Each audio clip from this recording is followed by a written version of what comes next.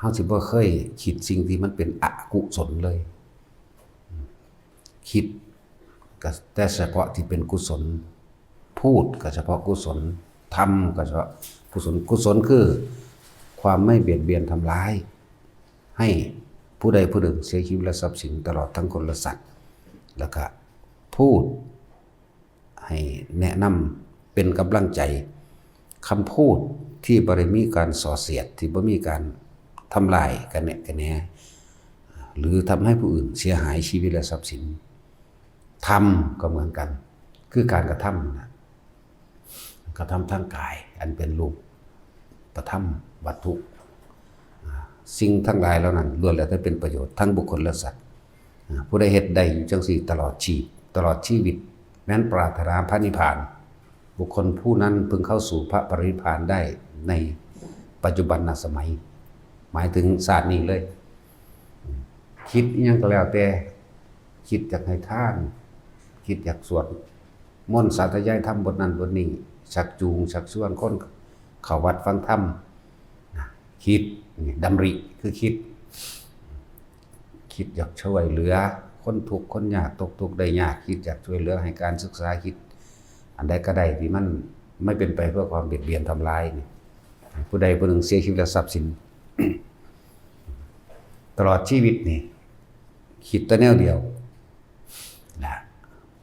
บ่ไปฟังคำที่เขาชักจูงชักชวนให้เกิดความอิจฉาริษยานินทาใส่ร้ายกล่าวตูบ่ให้ความเห็นกับการนินทาใส่ร้ายกล่าวตูบ่ตัดสินกับการว่าผิดหรือถูกในการหมายถึงสิ่งที่มันเป็นเหตุให้ผู้อื่นเสียชีวิตและทรัพย์สินนำพวกนี้บ่มีเลยตลอดชีวิตแม้นเขาผู้นั้นปรารถนาซึ่งพระนิพพานเขาจะได้นิพพานในศาสตร์นั้นสามัญญผลแห่งกุศลธรรมทั้งหลายบ่ซั่นเพิ่นสิแสดงเอาไว้ว่าสัพพะปาปัสสะอะกรณังกุศลสูปสัมปดานี่สจิตตปริโยทปันนังเอตังพุทธนาสาสนังผู้ใดที่สั่งสมสิ่งที่เป็นกุศลไม่คิดอกุศลเลยแม้เพียงน้อยนิดทั้งพูดและการกระทำนั้นด้วยบุคคลผู้นั้นแม้ปรารถนาซึ่งพระนิพพานในปัจจุบันชาตินั้นเขาพึงได้สิ่งนั้นนี่เป็นคำสอนนี่เป็นคำสั่งสอนของพุทธเจ้าทุกพระองค์พุทธศาสนังศาสะก็คือความรู้ศาสตร์นั่นแหละวิชานั้นศาสตร์นั้นศาสตร์นี้พุทธศาสนังเป็นคำสั่งสอนของพระเจ้าทุกพระองค์นั่นแหละมันจึงเริ่มต้นด้วยว่าขันติปรมังตโปติติขานิพพานังปรมังพัทันติวัฏัญญูนหิปัชชะจิตูปรูปคาติสมโนโหติปรังวิเหทยันโตนั่นแหละเรียกว่าขันติเป็นตบะอย่างยิ่งเป็นเครื่องข่มอกุศลเป็นเครื่องข่มความอกุศลธรรมาเป็นอกุศลธรรมอัปยากตาธรรมาผู้ใดว่างกายว่างวาจาว่างจิตเป็นกลางใดผู้นั้นก็เข้าสู่ความพ้นทุกข์เป็นผู้ไม่สุขเป็นผู้ไม่ทุกข์อทุกขมะนี่บ่สุขบ่ทุกข์ละบาดนั่นแหละคนที่สามารถทำตนทำจิตทำใจทำกายทำวาจาแบบนี้ได้แน่นอนเที่ยงแท้เข้าสู่นิพพานแน่นอนแล้วมันบ่แม่นเฮ็ดแค่นี้บัดนี้ มันก็ต้องมีการฝึกหัดปฏิบัติรู้อยู่กับลมหายใจคำว่าธรรมคือเฮาบ่ฝืนธรรมชาตินั่นแหละสำหรับผู้ที่ออกจากการเวียนว่ายตายเกิดธรรมชาติทั้งหมดในความเป็นไปของหมู่สัตว์ทั้งหลายที่เวียนว่ายตายเกิดเพราะคิดอกุศล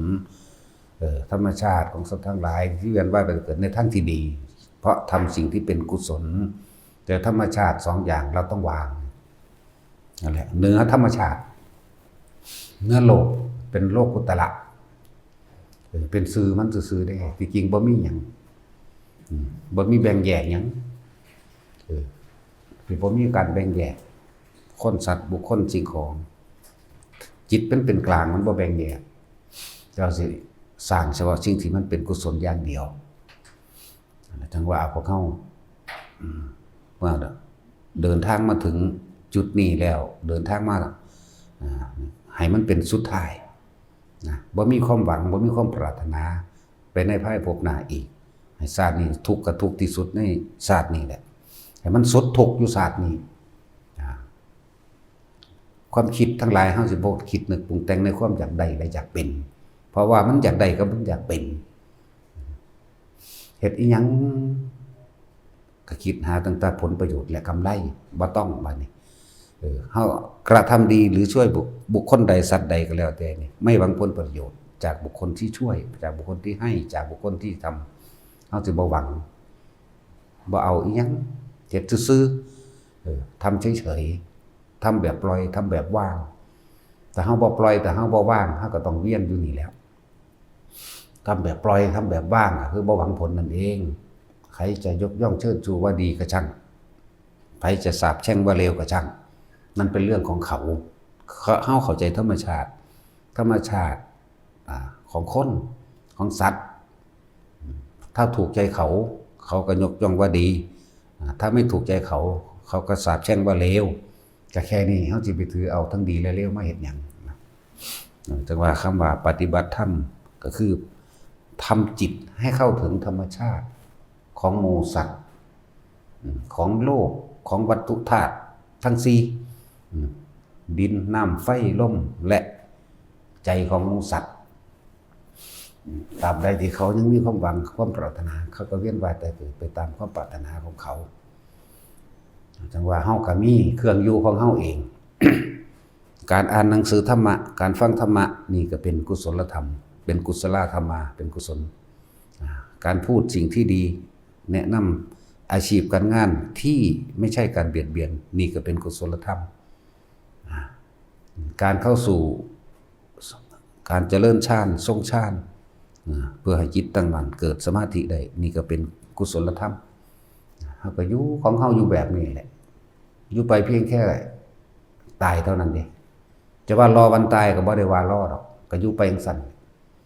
อยู่แบบไม่มีความหวังอยู่แบบบ่มีการรอแต่ว่ามันเป็นแค่สำนวนโวหารซื่อว่าหากินซ้ำตายอยู่เพียงแค่รอวันตายหรือคำศัพท์ภาษาลิบุตรนั่นน่ะคำภาษาลิบุตรว่าเราเนี่ยอยู่แค่ว่า รอวันตายเพียงเท่านั้นสุขหรือทุกข์เราก็ไม่ยินดีสุขและทุกข์เราก็ไม่ยินดีดีหรือร้ายเราก็ไม่ยินดีเรามีชีวิตอยู่เพียงแค่รอวันตายดุจดังว่าลูกจ้างรอคอยเวลาเลิกงานเพียงเท่านั้นเองเพิ่นก็คิดถึงคือลูกจ้างนั่นแหละมีแต่อยากเลิกงานแต่มันเป็นสำนวนโวหารของพระองค์เพิ่นนั่นแหละแต่ผู้ใดทำจิตเป็นกลางสบายๆได้นั่นคำว่ากุศลมีผลคือบุญนี่คือความสงบเย็นภายในจิตใจของเจ้าของเองผลของกุศลทั้งหลายที่พวกเรากระทำคือบุญคือความสงบดับเย็นภายในอารมณ์ความรู้สึกที่บ่มีความเร่าร้อนกระวนกระวายในความอยากได้อยากเป็นที่บ่มีนี่แหละเอื่นว่ากุศลส่งผลให้เกิดบุญคนบ่เข้าใจว่าบุญคนก็ท่านก็ว่าบุญโลดท่านก็เป็นบุญอยู่แต่ว่าวางจิตเป็นจึงจักเป็นบุญทานโดยไม่หวังสิ่งใดตอบแทนไม่มุ่งการสังสมในความอยากได้อยากดีอยากมีอยากเป็นทานนั้นแหละจึงเกิดความสงบเย็นภายในจิตของตัวเองชื่อว่าบุญนี่กุศลทานนั่นแหละกุศลกรรมบท10แต่จะว่าไปหลายๆก็ดี ให้เฮ็ดไปดุจดังว่าลูกจ้างรอเวลาเลิกงานเท่านั้นแหละตายเมื่อไหร่ก็เมื่อนั้นแหละจังว่าพวกเฮาสั่งสมอยู่นี่เฮ็ดไปเรื่อยๆของเฮาเองเฮาออกไปโลกข้างนอกเบิ่งโลดมีแต่ความแข่งแย่งแข่งขันชิงดีชิงเด่นกันนี่ธรรมดามีแต่สิเอาชนะเท่านั้นเด้มีแต่สิรวยมีแต่สิอิทธิพลมีแต่สิอำนาจคนในบ้านบ่เว้ากันเด้เรื่องภาวนาเป็นจังไดสงบอยู่บ่มื้อนี้ชาติ1 2 3เป็นใดมีอาการปิติอยู่บ่ปิติเจ้าเป็นแบบใดเจ้าเป็นแบบใดมีอยู่บ่มีเด้เชิญเถอะบ่มีบ้านนึงมีคนหนึ่งก็หายากธรรมดาเด้นั่นแหละ4-5 หมื่นอำเภอนี่7-80 จังหวัดนี่เอามันสิมีพ่อ4-5 หมื่นคนอยู่บ่ขนาดว่า4-0,000 ก กว่าจังหวัดสิมีพอ 40,000 คนอยู่บ่คิดเบิ่งดีๆเด้อคน 7-80 ล้านในประเทศไทยมีพอ70คนอยู่บ่นั่นคิดเอาสิภาษาหยังว่าบ้านหนึงแต่จังหวะพวกเฮาเราทำเพื่อทิ้งเราไม่ทำเพื่อเอาเลยทิ้งทุกอย่างเพราะเฮาเห็นแล้วฮู้แล้วตามความเป็นจริงแล้วว่าคิดแบบนี้เร่าร้อนกระวนกระวายคิดแบบนี้สงบเย็นทั้งสองคิดอันนี้บ่เอาละบาดนี้มีแต่สิทำสิ่งที่เป็นกุศลอย่างเดียวจังว่าเฮ็ดไปเถอะว่าจิตสุดท้ายของแต่ละคนมันบ่มีความปรารถนาเฮาเห็นทุกข์อันเกิดจากการสร้างครอบครัวมาบ่แห้งแล้วเห็นทุกข์ในการห่วงลูกห่วงหลานห่วงพ่อห่วงแม่หรือห่วงผัวห่วงเมียหรือห่วงทรัพย์สินสมบัติเฮาเห็นมันคักแหละมันมีแต่ความเร่าร้อนกระวนกระวายนั่นแหละจึงว่าชีวิตนี้ที่เหลือไว้เพียงประโยชน์ผู้อื่นเท่านั้นบ่มีแนวอื่นปะปนเลยนั่นแหละพอ